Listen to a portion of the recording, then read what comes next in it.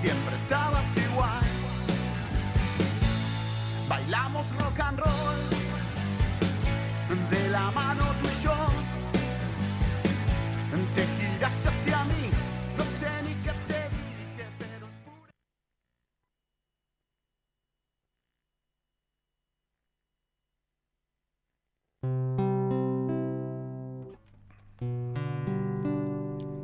¿Querés que me hace falta esto o no?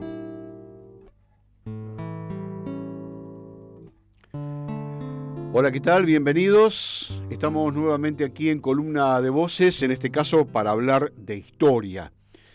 Y vamos a hablar de una historia que comienza ya por el 1800, en los albores de nuestra patria, en los albores de nuestra nación, cuando todavía nos estábamos definiendo. ¿Por qué? Porque en aquella época llegaron los ingleses a las costas argentinas. Y llegaron para hacer algo que ellos hacían muy bien: comerciar o invadir, o las dos cosas, según sea su necesidad. Vamos a hablar de la primera invasión inglesa. Y para eso trajimos a un amigo, el amigo y profesor de historia, Ricardo Ravena. ¿Cómo estás, Ricardo? Bienvenido. Muy bien, buenas tardes. Muy bien, muchísimas gracias por la invitación. Gracias a vos. Siempre, ya estamos en casa. Ya estamos en casa. Ricardo, ¿cómo fue esa primera invasión inglesa? Porque hubo dos. Tenemos dos invasiones inglesas con diferencia de casi un año. Vamos a hablar de la primera. De la primera. Que es, como muy bien vos dijiste, en 1806. Y para hablar de esa invasión inglesa, primero tenemos que pensar o recordar brevemente que era Inglaterra. Un poco lo adelantaste vos, ¿no? Esa Inglaterra que invadía, que necesitaba comerciar. ¿Y por qué esto? Porque Inglaterra, estamos hablando de 1806, ya está atravesando y tiene los frutos de esa revolución industrial que la coloca en un lugar de privilegio en cuanto a la producción de mercaderías, y lo que necesita Inglaterra ante esa voluminosa producción es lugares donde colocar sus productos. Claro.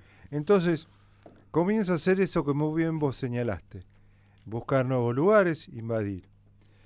Pero estamos hablando de 1805 y tenemos que pensar que Inglaterra en ese momento tiene adversarios. Y tiene un adversario hasta ese momento muy potente, que es Napoleón Bonaparte. Y en esta disputa imperial entre Inglaterra y Francia, obviamente a cada uno de ellos lo van a acompañar diferentes aliados. Y en el caso de Napoleón, su alianza va a ser con España. Entonces tenemos, por un lado, Inglaterra con Rusia y algunas otras regiones, y del otro lado Napoleón. Napoleón aliado con España. Y se va a producir en octubre de 1805, una famosa batalla, que es la batalla de Trafalgar. Incluso los ingleses tienen ahí una plaza, un momento, un lugar que recuerda esa batalla de Trafalgar. Es una fecha importante para ellos. Muy importante, y su héroe, que es el almirante Nelson, que vence a la flota de esta alianza, de Francia y de España. ¿Qué va a marcar esta batalla? Que Inglaterra va a quedar definitivamente dueña del comercio y de la actividad marítima, porque ya no tiene ninguna potencia que le pueda competir en el mar. Pero todavía Napoleón es fuerte en el continente, en la parte del territorio de Europa. Entonces tenemos una Inglaterra que sale a comerciar ya con los mercados liberados, porque no tiene esa competencia de Francia y sobre todo de España. Pensemos en una España que ya está, 1805, está en decadencia, porque tiene sus colonias, las colonias en América, que ya están siendo miradas desde hace mucho tiempo por los ingleses.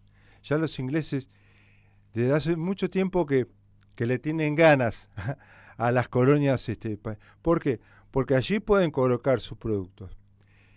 Pero Inglaterra va a comenzar en una actividad imperial, conquistando otro lugar, que es estratégico, que es la Ciudad del Cabo. Digamos, lo que hoy es Sudáfrica, digamos, el final, esa puntita de África, y en 1805 va a conquistar la Ciudad del Cabo, que era una colonia holandesa. Es decir que, de alguna manera, ya Inglaterra está empezando a conquistar esos mercados que necesita. Esto es después de la batalla de Trafalgar. ¿Pero qué hace Inglaterra? Para ir a la Ciudad del Cabo, pasa por las costas de Brasil. Esto es hacia finales de 1805, como dijimos recién, y va a provocar en Buenos Aires una alerta, porque se piensa que esa flota que está navegando en el Atlántico viene hacia el Río de la Plata, viene hacia la capital del Virreinato del Río de la Plata, un virreinato del Río de la Plata que claramente tiene una riqueza que está extrayendo de ese lugar. Pero la flota inglesa se va a dirigir, no va a ir hacia el Río de la Plata, sino que se va a dirigir hacia la Ciudad del Cabo. La conquista de la Ciudad del Cabo le resulta realmente bastante sencilla y queda allí instalada una flota que de alguna manera podemos decir que está de más en ese lugar, porque no se necesita tanto cuidado. Entonces, ¿qué es lo que va a suceder? Que va a empezar, esa Inglaterra va a empezar a mirar, ya que estamos en Ciudad del Cabo, vamos a completar la obra y vamos a ir hacia el Río de la Plata. El que va a insistir en esta estrategia es Popham. Popham es un marino muy importante y es el que había efectuado junto con Beresford la conquista de Ciudad del Cabo. Lo convence para ir al Río de la Plata con una flota, digamos que importante, pero no tan grande como va a ser en la segunda invasión que después vamos a ver. Entonces, va a llegar al Río de la Plata en 1806, un Río de la Plata que recordamos que se había preparado para una posible invasión inglesa. Y lo que había hecho, en ese momento estaba el famoso virrey Sobremonte, del cual siempre lo recordamos, aunque no conozcamos su historia, por su no valentía, había tomado medidas de protección, pero sobre todo lo que había protegido era el puerto de Montevideo, porque se pensaba que los ingleses iban a llegar y iban a tomar primero Montevideo. Recordemos que estamos hablando del Río de la Plata, Buenos Aires, Montevideo, Colonia. Este era el dominio que tenía España de lo que era la capital del virreinato, que era Buenos Aires. Pero ¿qué sucede? Popham, como Beresford, no van a llegar a Montevideo, sino que van a desembarcar en las costas de Buenos Aires. Por una cuestión estratégica, nada más. Pero como ya ha pasado, desde el momento que se pensaba que iban a llegar los ingleses, al momento que lo hacen, ya habían pasado varios meses, se había relajado bastante el cuidado que se hacía de Montevideo, pero más que nada del Río de la Plata. Entonces, los españoles van a desembarcar muy cerca de la ciudad de Buenos Aires. Los ingleses. Los ingleses, perdón. Van a desembarcar muy cerca de la ciudad de Buenos Aires. Aquí nomás, en las costas de Quilmes. ¿Y por qué van a desembarcar en Quilmes? Porque han pasado por lo que era el fuerte que protegía, la entrada que protegía a Buenos Aires, que estaba ubicada en la Ensenada de Barragán. La Ensenada de Barragán, es decir, la zona de Ensenada, donde después, ahí cerquita va a estar el puerto de La Plata, en ese momento tenían una característica muy especial, que era un lugar donde los barcos tenían una ensenada para protegerse, lo hacían tanto para protegerse de alguna cuestión climática como para reabastecerse, como para hacer reparaciones de los barcos. Y era un lugar que estaba puesto como una zona de vigía. Los ingleses pasan por la ensenada de Bargan y desembarcan en las costas de Quilmes. Y desde las costas de Quilmes se van a dirigir a Buenos Aires. Van a llegar en esta primera invasión aproximadamente 1.500 ingleses. Una cantidad realmente no demasiado significativa si pensamos que Buenos Aires tenía en ese momento aproximadamente 40.000 habitantes.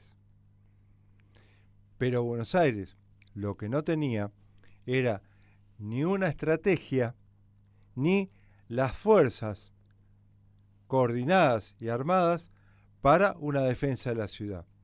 Con lo cual, a los ingleses le va a resultar muy sencillo la toma de Buenos Aires.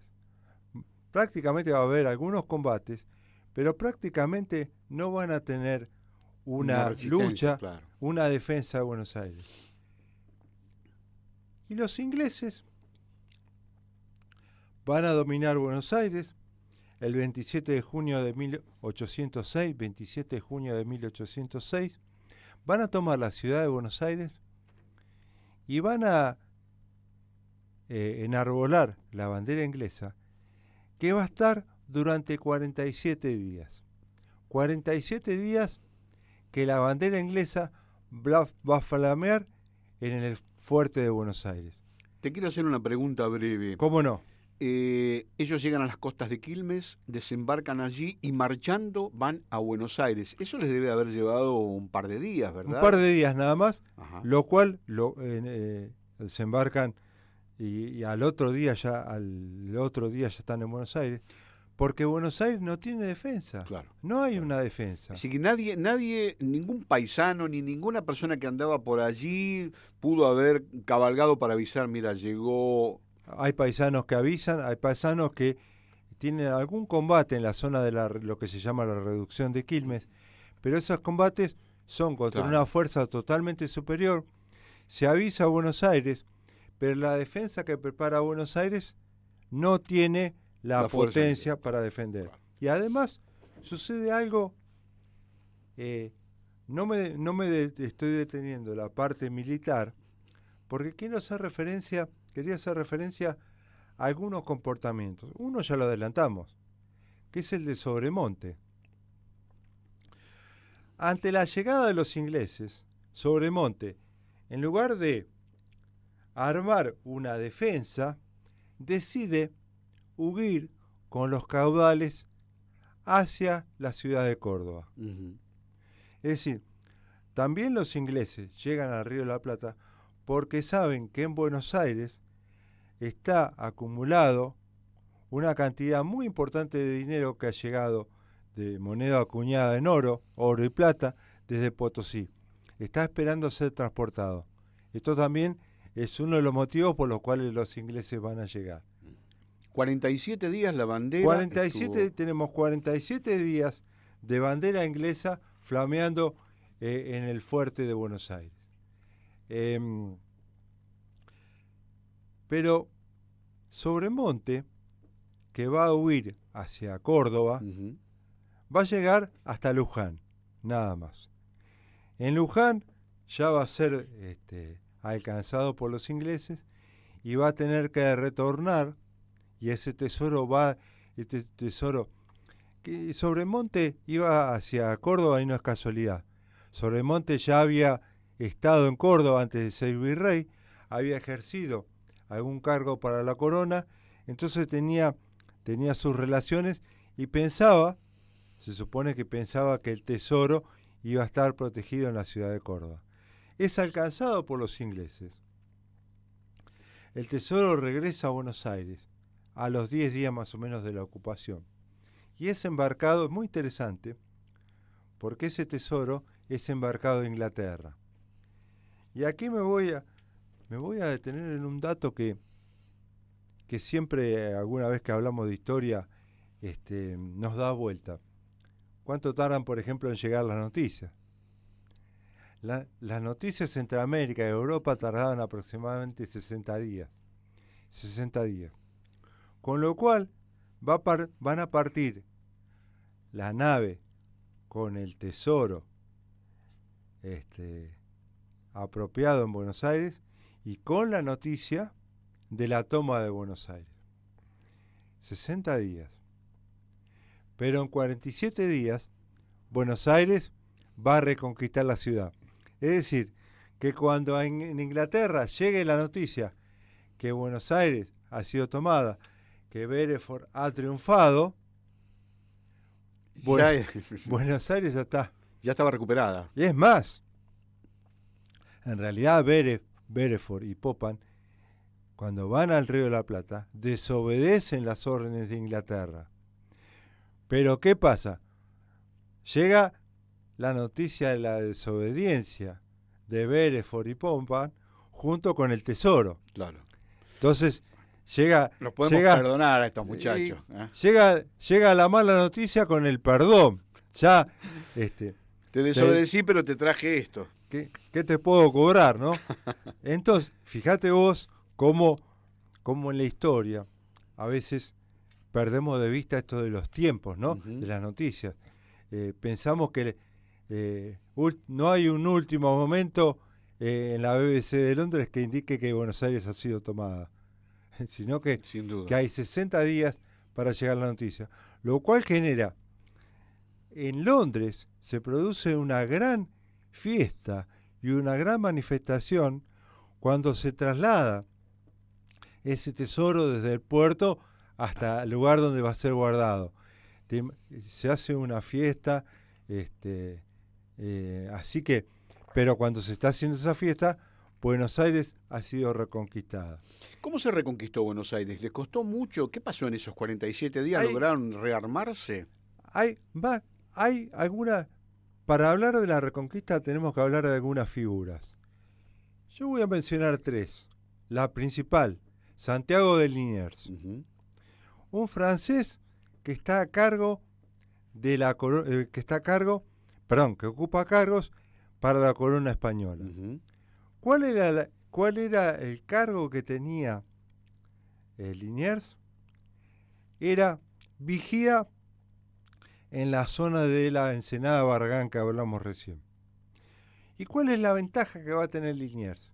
Liniers va a entrar, luego de la ocupación inglesa, va a entrar a Buenos Aires y se va a poder mover por Buenos Aires y va a ser un gran espía. Va a ser el que va a ver todos los movimientos que están haciendo los ingleses. ¿Por qué Liniers no es detenido? Porque es francés. Entonces pasa desapercibido. Y Liniers va a hacer algo muy importante. De allí se va a escapar la noche, cosa que era muy fácil, por el río, y va a ir a Montevideo. ¿Qué hay en Montevideo?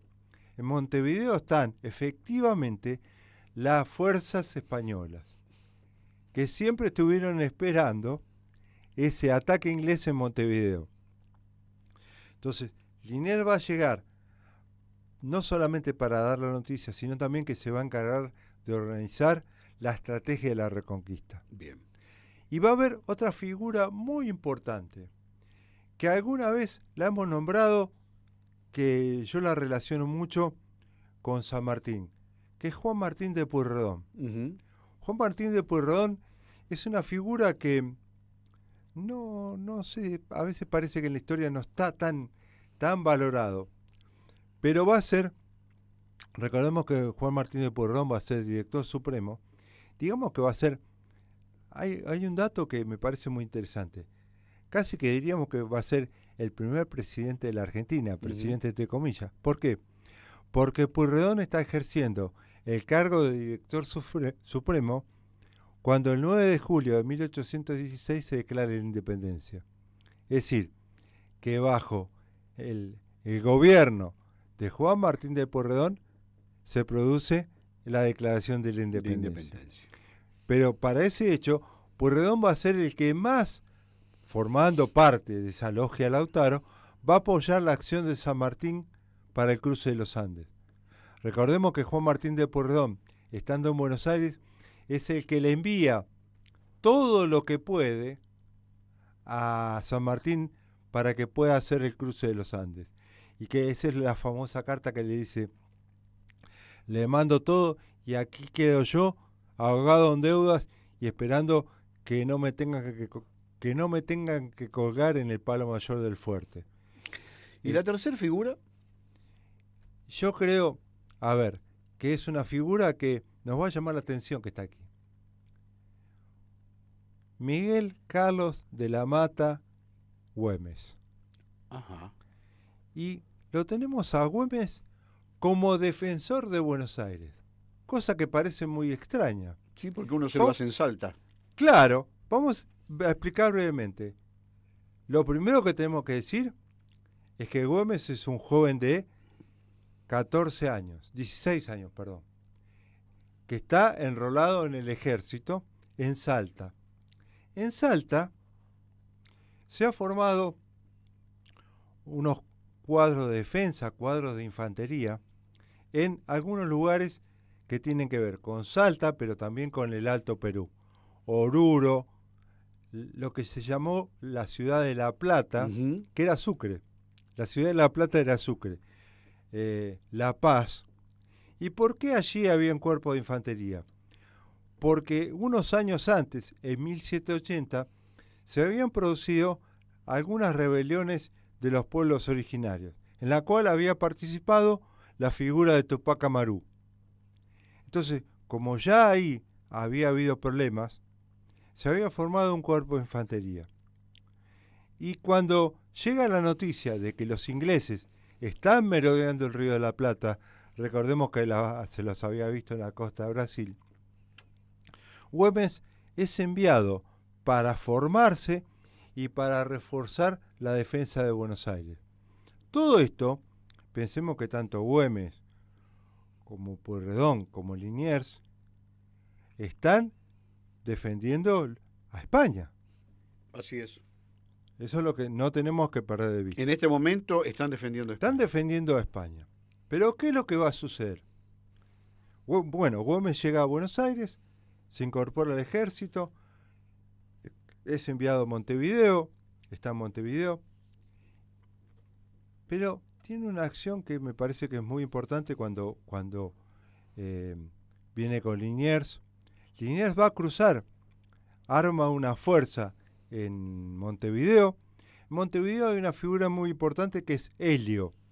Helio es un oficial español que después va a participar en la defensa de Montevideo contra los revolucionarios de Mayo. Cruzan el Río de la Plata con la fuerza, van a desembarcar a 40 kilómetros de Buenos Aires, en el norte, en un lugar que se llamaba Playa de las Conchas, que es cerca de la zona de Tigre. Y allí va a desembarcar Liniers con la fuerza que trae, con el refuerzo que trae de Montevideo, y se va a encontrar con Juan Martín de Pueyrredón. Juan Martín de Pueyrredón es una figura que recién decíamos su importancia, que no tiene ninguna actividad política, ni militar. Pueyrredón es un hacendado, es propietario de tierras en los alrededores de Buenos Aires y se va a incorporar, fíjate vos, se va a incorporar a la defensa de Buenos Aires. Dentro de esa fuerza que forma Pueyrredón, que van a ser los húsares de Pueyrredón, una fuerza que todavía fuerza que todavía existe, los húsares, igual que los patricios. Aquí se van a formar también los patricios. Los patricios eran, como su nombre le indica, los patricios, es decir, allí estaban solamente los hijos de españoles y esos eran los patricios. Después estaban las otras fuerzas que se van conformando, los pardos, los negros y los arribeños. Los arribeños, el nombre viene de que eran formados por personas que venían de las provincias de arriba. De Salta, por eso son los arribeños, mirá vos, ¿no? Es decir, que hay una suerte de separación étnica en cada una de las fuerzas, que se van formando a partir de tomar la defensa de Buenos Aires. Entonces tenemos a Liniers y a Pueyrredón y a Güemes participando como un soldado todavía. Pero Güemes tiene una acción que es realmente yo creo que debe estar en los libros de estrategia militar, porque Güemes protagoniza un hecho el 12 de agosto de 1806. Va a protagonizar un hecho que no es demasiado habitual en la historia militar, porque mandado por Liniers a patrullar las costas de Quilmes, porque todavía están los ingleses desembarcando, con esa caballería que comanda Güemes, va a tomar como prisionero a un barco, es Justina. Ajá. Es decir, tenemos una fuerza a caballo tomando como prisionero a un barco. A un barco. Extraño, ¿no? Ujú. Bueno, tenemos que explicarlo. ¿Qué es lo que ha pasado con ese barco? Ese barco ha quedado encallado en el traicionero Río de la Plata, Claro. un río que tiene muy poca profundidad y que tiene sus vericuetos en cuanto a los bancos de arena según los movimientos y demás. Ese barco está encallado esperando que cambie la marea y Para que poder pueda salir. Ujú. Y Güemes con los soldados va a tomar prisionero a ese barco. Así que fíjate vos qué hecho tiene Güemes. Y Güemes va a formar parte de la defensa de Buenos Aires en 1808 se va a retirar a Salta porque su padre ha muerto y él de una familia que tiene propiedades, va a pedir el retiro, el pase a Salta y ahí va a comenzar la historia de Güemes. Sí, perdón. No me quería olvidar que esta defensa de Buenos Aires va a ser protagonizada por estos hombres que van a empezar a armar lo que podríamos llamar un ejército, entre comillas todavía, ¿no? Pero tenemos a Liniers y a Pueyrredón como las dos figuras principales. Güemes como dato de participación no anecdótico, pero que se está formando. ¿Cómo cerramos esta historia? Ellos se rearman, llegan los refuerzos y logran la reconquista de Buenos Aires. Pero logran otra cosa, fíjate vos, muy importante. Obviamente estamos hablando de combates que llevan a los 47 días a la rendición de Belfort. Pero se produce algo muy importante. Es la primera vez que una ciudad americana se defiende sola ante un ataque externo. Porque lo que hay en la invasión inglesa, en las invasiones inglesas, es una ausencia de la autoridad española. Pensemos que el virrey se escapó. Uh-huh. Cuando lo traen prisionero de Luján, queda prisionero. Cuando se produce la rendición de los ingleses, Sobremonte obviamente es liberado. Cuando quiere reasumir su cargo, le dice no, lo mandan a Montevideo. Elegantemente lo mandan a Montevideo. No, pero aparte, escúchame, nos arreglamos solos, ¿para qué te queremos? Y fíjate vos, que desde España va a llegar la nominación, la aceptación del cargo de comandante militar de Liniers. Ese cargo de comandante militar de Liniers, una vez reconquistada Buenos Aires, va a ser otorgada por el Cabildo. Es decir, el Cabildo, que es una autoridad netamente local, le va a dar un poder a Liniers.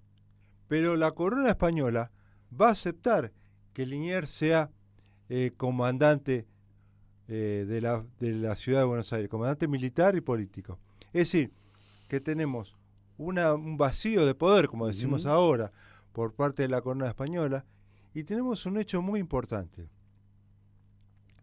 Tenemos un nuevo centro de poder geográfico, que es Buenos Aires.